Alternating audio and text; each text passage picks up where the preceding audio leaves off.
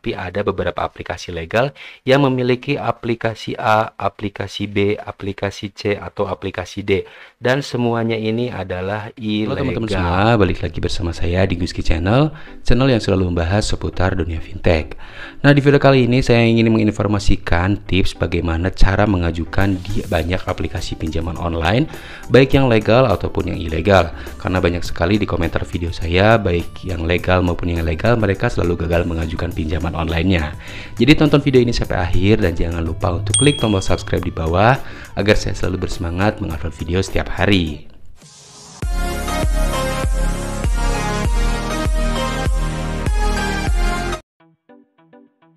Nah, teman-teman perlu kalian ketahui kalau pinjaman online itu ada dua ya.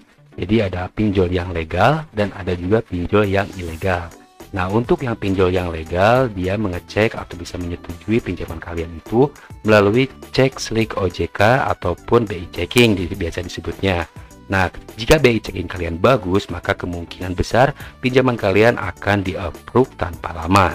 Nah, jika untuk pinjaman online yang ilegal, mereka itu tidak mengecek slik OJK. Jadi mereka hanya mengandalkan data atau isi handphone kalian, seperti kontak, lokasi, pokoknya semua seperti galeri juga bisa diambil sama mereka dan dijadikan jaminan untuk pinjaman kalian. Dan jika nantinya gagal bayar, kontak kalian akan dihubungi oleh semuanya dan galeri kalian itu akan diedit dan dipermalukan ke semua kontak yang ada di handphone kalian.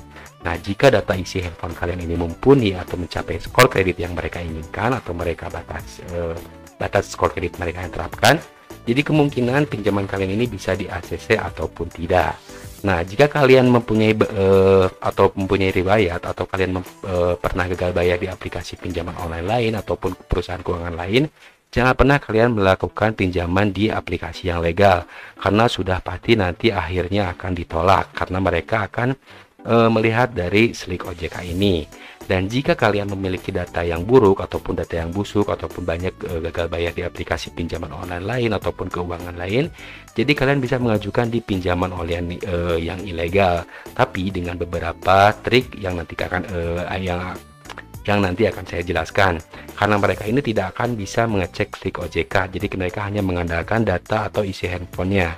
Jadi nanti kita akan memanipulasi datanya di sini. Lalu kenapa saya mengajukan di aplikasi pinjaman online yang ilegal tapi selalu ditolak ataupun selalu di reject, padahal saya sudah sesuai dengan tahap-tahap atau verifikasi yang sudah saya jelaskan. Jadi perlu teman-teman kalian ketahui, jadi misalkan di sini ada suatu pinjol yang legal.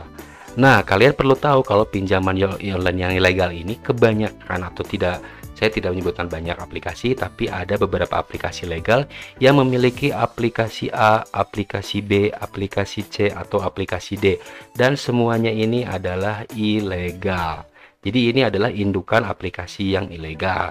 Jadi jika kalian mengajukan di aplikasi ini atau di aplikasi semua ini yang disebut dengan aplikasi yang ilegal, tapi kalian ditolak karena mereka bisa melihat data kalian melalui aplikasi pinjol yang legal ini. Jadi mereka bisa mengecek slik OJK melalui aplikasi yang legal atau aplikasi induknya. Jadi jangan heran jika kalian mengajukan di aplikasi pinjaman online yang ilegal, kalian masih saja bisa ditolak karena kemungkinan pemilik dari perusahaan aplikasi ilegal ini adalah perusahaan aplikasi yang legal tadi. Nah, jika kalian mengajukan di aplikasi pinjol yang ilegal, yang benar-benar pure atau murni ilegal, mereka tidak mempunyai indukan, kemungkinan besar 80% kalian bisa di-approve jika kalian memenuhi skor kredit yang mereka terapkan gitu ya. Nanti saya akan jelaskan bagaimana cara-caranya. Jadi di sini saya akan menjelaskan bagaimana cara mengajukan di pinjaman online yang ilegal saja, karena di sini saya peruntukkan untuk yang sudah datanya busuk atau mempunyai slik OJK-nya yang buruk gitu ya. Karena kemungkinan jika kalian melakukan di pinjaman online yang legal maksudnya, nah kemungkinan kalian pasti akan ditolak jika kalian memiliki data yang buruk atau sampai kolek 5 di BI checking gitu ya. Nah, jadi di sini akan saya jelaskan untuk di aplikasi pinjol yang ilegal saja. Karena pinjol yang ilegal saja di sini kita hanya membutuhkan data, tidak harus mempunyai BI checking yang bagus gitu ya. Tidak harus BI checking. Terus yang kedua, pencairan cepat. Nah, pencairan cepat karena mereka tidak memiliki proses, karena mereka bekerja secara sistem. Dan yang selanjutnya kelemahannya itu kelemahannya penagihannya. Nah, jadi kita bisa mengakali semua ini dengan cara-cara yang akan saya jelaskan. Jadi yang pertama adalah kalian persiapkan dulu handphone atau perangkat kalian. Nah, handphone atau perangkat kalian pada saat kalian mengajukan pinjaman online ini sangat penting. Jadi pada saat kalian mengajukan pinjaman, seperti kita tahu kalau handphone atau perangkat ini memiliki email ya. Nah, email ini hanya adalah satu nomor di satu perangkat. Nah, gitu ya, di satu perangkat atau suatu handphone. Jadi email ini tidak akan sama dengan handphone lain, atau tidak akan ada 2 atau 3 gitu ya. Pasti akan ada satu. Dan nomor email ini akan tercatat di sistem pinjaman online. Sistem pinjol yang ilegal ya. Karena aplikasi yang bisa meretas sampai isi email ataupun isi handphone itu karena hanya aplikasi pinjol yang ilegal saja, karena legal itu tidak akan bisa mengambil data karena diatur oleh ketentuan dari Otoritas Jasa Keuangan atau OJK gitu ya. Nah, jadi yang pertama adalah kalian persiapkan handphone atau perangkat. Usahakan handphone kalian yang gunakan itu adalah handphone baru atau belum pernah digunakan sama sekali di aplikasi pinjaman online manapun gitu ya. Karena nanti email kalian itu akan terblacklist jika kalian pernah mengajukan di pinjaman online dan kalian gagal bayar. Jadi sistemnya itu akan disebar, atau biasanya mereka akan membagikan informasinya itu di AFPI atau Asosiasi Fintech Pendanaan Indonesia, ataupun di sistem pinjaman online yang ilegal gitu ya, kebanyakan seperti itu. Nah, kemudian lalu yang kedua adalah nomor handphone. Nah, nomor handphone ini sangatlah penting saat mengajukan pinjaman online di aplikasi pinjaman online yang ilegal gitu ya. Jangan pernah kalian gunakan nomor handphone yang pernah gagal bayar di aplikasi pinjaman online lain, karena sudah pasti nomor handphone kalian ini sudah terblacklist dan tidak bisa mengajukan di pinjaman online ilegal manapun gitu ya. Jadi usahakan kalian menggunakan nomor handphone baru juga. Nah, untuk nomor handphone baru juga di sini jadi disarankan sama saya agar pinjaman kalian lebih besar disetujui gitu ya. Apalagi nomornya ini sudah ada riwayat SMS ataupun riwayat panggilan. Jadi kalian sebelum mengajukan pinjaman online, baiknya kalian memanipulasi dulu data-data, seperti kalian mengirim SMS palsu ataupun kalian memanggil miss call saja ke nomor handphone kalian, agar ada riwayat panggilan dan riwayat SMS ke nomor handphone yang baru ini. Lalu yang ketiga adalah data handphone atau email. Nah, data handphone atau email ini sangat penting. Jadi handphone kalian ini harus ada datanya, dan email, usahakan email ini tersinkronisasi dengan email yang baru juga. Jangan tersinkronisasi email-email lama di handphone yang lama, apalagi handphone lama itu pernah digunakan untuk gagal bayar. Jangan pernah kalian sinkronkan di handphone yang baru. Nah, karena aplikasi pinjaman online yang ilegal ini bisa membaca sampai ke semua isi email kalian, isi akun Google kalian gitu ya. Jadi jika ada kesamaan dengan identitas ataupun dengan data di handphone lama yang pernah gagal bayar, otomatis pinjaman kalian ini akan ditolak juga. Jadi mereka ini semua hanya mengandalkan sistem saja. Nah, lalu yang keempat adalah kontak. Nah, ini adalah sebuah jaminan. Dan ini sangat penting sekali pada saat kalian mengajukan pinjaman. Jadi kontak ini akan dijadikan jaminan atau mereka ambil untuk nantinya dihubungi jika kalian nantinya gagal bayar ataupun kalian tidak membayar pinjaman kalian.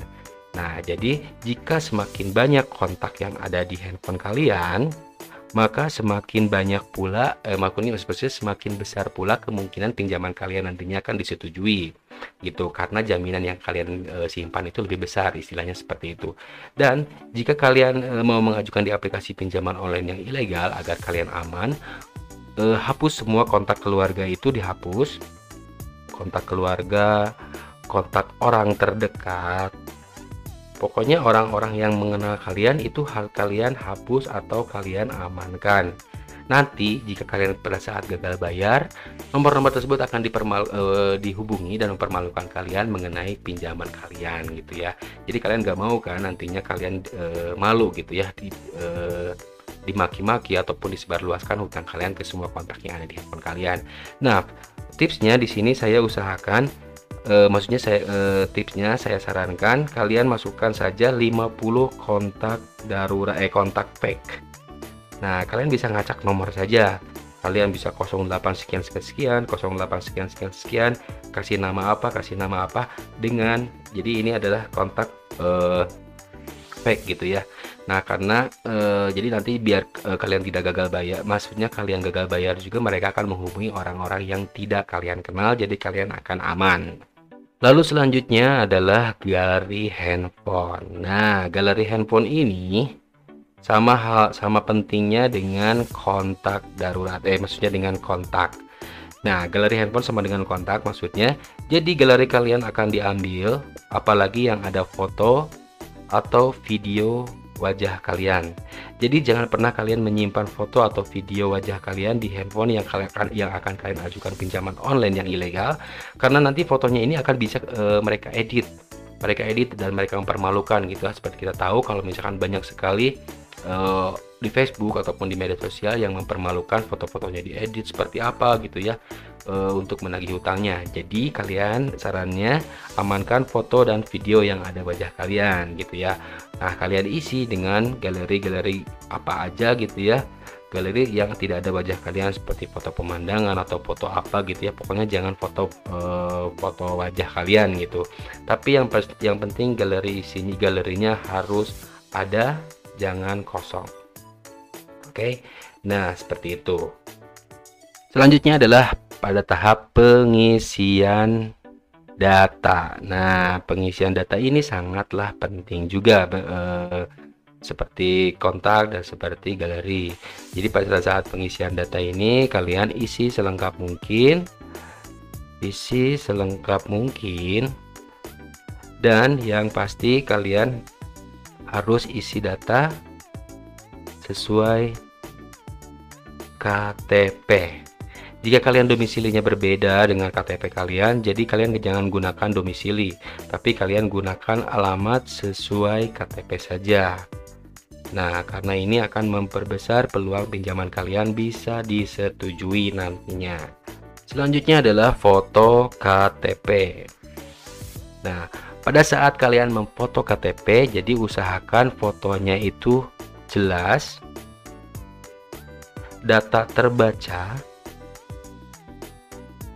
dan yang pasti foto pada KTP itu jelas.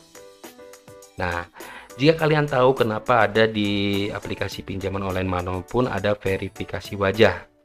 Nah, verifikasi wajah. Nah, pada saat verifikasi wajah ini, fungsinya ini adalah menyamakan dengan foto di KTP gitu. Jadi jika misalkan ada perbedaan foto KTP dengan foto wajah kalian pada saat ini, udah pasti jelas pinjaman kalian akan ditolak, karena sistem akan menyimpulkan kalau kalian menggunakan atau menyalahgunakan data orang lain. Jadi caranya adalah foto pada KTP ini jelas fotonya, dan verifikasi wajah ini juga jelas. Jadi jika ada kesamaan, kemungkinan pinjaman kalian skor kreditnya akan bertambah dan kemungkinan lebih besar untuk pinjaman kalian disetujui. Lalu selanjutnya yaitu adalah selfie memegang KTP. Nah, selfie memegang KTP ini gunanya untuk mencegah penipuan ataupun penyalahgunaan data. Jadi kalian memegang KTP pribadi kalian dengan wajah kalian. Jadi di sini triknya adalah fokuskan pada KTP, bukan pada wajah ya. Nah, jadi foto KTP-nya itu harus jelas gitu. Jadi bukan difokuskan ke wajah kalian, tapi fokusnya itu ke KTP kalian. Nah, selanjutnya yaitu adalah kontak darurat. Nah, ini adalah jaminan selanjutnya. Jadi kontak darurat ini biasanya akan mereka hubungi atau mereka jadikan jaminan jika nantinya kalian gagal bayar gitu ya. Tapi biasanya hanya untuk memverifikasi apakah dia mengenal Anda ataukah tidak. Nah, jadi usahakan kontak darurat ini aktif. Dan jangan pernah gunakan kontak darurat ini terpasang di handphone yang sama dengan aplikasi pinjaman online terpasang gitu ya. Jadi misalkan kalian memanipulasi kalau kontak darurat kalian ini akan kalian sendiri yang menjawabnya. Nah, ini jangan kalian lakukan karena sistem aplikasi pinjol ini bisa membaca isi kartu SIM kalian. Nah, gitu ya. Jadi kartu SIM kalian ini bisa dibaca, kartu SIM 1 ataupun SIM 2. Jika yang SIM 2 ini dijadikan kontak darurat atau yang satu ini adalah nomor pengajuan gitu ya. Nah, nomor 2-nya ini adalah kontak darurat dan kalian dijadikan kontak darurat. Ini akan terbaca oleh sistem aplikasi pinjaman online dan otomatis pinjaman kalian akan ditolak karena memanipulasi data. Oke, seperti itu. Jadi jika kalian memang menginginkan untuk menggunakan kontak darurat ini handphone kalian sendiri atau kalian sendiri yang menjawab, lebih baik kalian menggunakan dua handphone yang berbeda. Ya, digunakan dua handphone. Jadi kalian bisa aman, tidak terdeteksi kalian memanipulasi kontak darurat. Yang terakhir adalah rekening bank. Rekening bank. Nah, rekening bank ini sangat penting juga. Jika kalian pernah gagal di aplikasi pinjaman online lain atau aplikasi pinjaman online ilegal lain, rekening bank adalah salah satu data yang mereka simpan, gitu ya. Selain data nomor handphone, email, dan data lainnya, rekening bank juga ini digunakan atau disimpan oleh mereka. Jadi bila mana kalian mengajukan di aplikasi pinjaman online lain dan kalian menggunakan nomor rekening yang sama, kemungkinan pinjaman kalian akan ditolak atau di reject gitu ya. Apalagi kalian pernah gagal bayar sebelumnya. Jadi saya usahakan gunakan rekening yang baru. Nah, pembuatan rekening memang agak susah gitu ya, tapi untuk saat ini banyak sekali rekening-rekening yang bisa kita buat online gitu ya, atau rekening digital seperti Blue BCA ataupun Mandiri Livin. Pokoknya banyak sekali sekarang yang digital seperti itu dengan proses pembuatan yang sangat cepat dan 1 hari bisa selesai gitu. Nah, itu informasi yang saya sampaikan kali ini. Mudah-mudahan informasinya bermanfaat. Jika kalian suka, klik video ini. Dan jika kalian dirasa video ini bermanfaat, jangan lupa share ke media sosial kalian. Terima kasih sudah menonton video ini.